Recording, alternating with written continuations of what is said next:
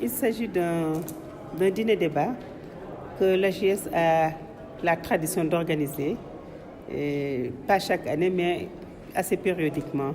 Une soirée qui est consacrée à un thème d'actualité généralement que nous faisons discuter par des experts dans le domaine.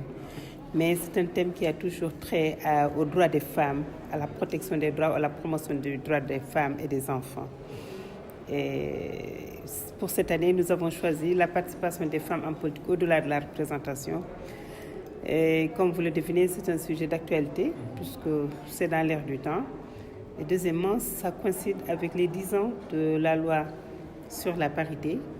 Et je pense qu'il y a une évaluation qui doit être faite normalement pour quand même voir quelles sont les avancées, quels sont les écueils que nous avons rencontrés et quelles doivent être les perspectives et la stratégie à adopter pour quand même que ça soit beaucoup plus efficient, la participation des femmes. Ça veut dire que les femmes doivent quand même participer à la vie de la nation, doivent participer à la prise de décision dans la nation, puisqu'elles sont la moitié, et même un peu plus de la moitié de la population.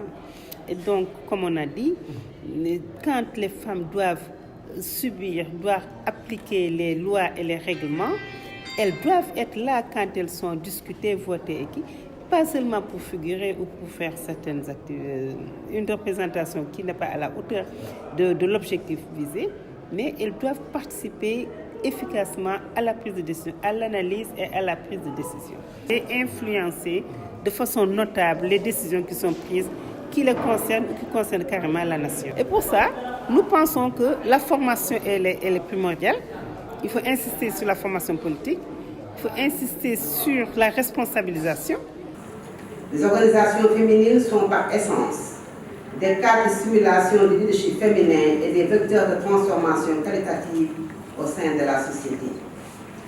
Dans ce cadre général, l'Association des juristes sénégalaises se distingue bien cependant par son dynamisme, par la complétude de son action sur toutes les dimensions de la condition féminine, en plus d'une présence sur une grande partie du territoire national avec des boutiques de droit, dont certaines procèdent d'un partenariat avec des structures de mon département, CIDES et CEDAF.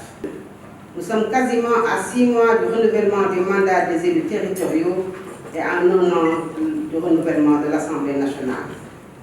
Il apparaît dès lors pertinent, opportun et même légitime de remettre la question sur le tapis, en d'autres termes, interroger de nouveau la part réservée aux femmes, majoritairement dans la démographie, dans la gouvernance et la gestion des affaires de la cité.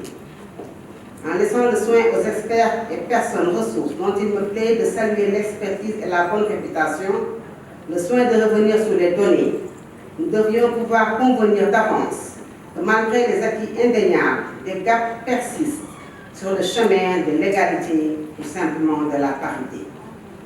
En vue de la qualité de votre Assemblée, et me fondant sur l'engagement individuel et collectif, je ne doute point que l'occasion sera saisie pour bien adresser les obstacles et se projeter dans une perspective qui garantisse de nouvelles avancées à l'issue des prochaines échéances. Ce rapport, c'est de lire pour moi, de saluer l'ambition légitime d'aller de l'avant qui sous-tend la formulation de votre thème visant à ne plus limiter notre horizon à la représentation, qu'importante, mais à interroger aussi la participation politique des femmes.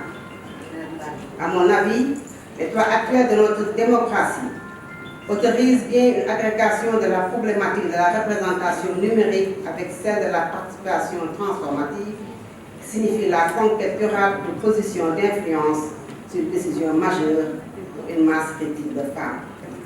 C'est donc avec beaucoup d'intérêt que j'attends les importantes perspectives qui émergeront de vos échanges, que je sais déjà fructueux, féconds et constructifs dans notre ambition commune d'accélérer la marche vers une société assise sur des principes et des pratiques légalisées.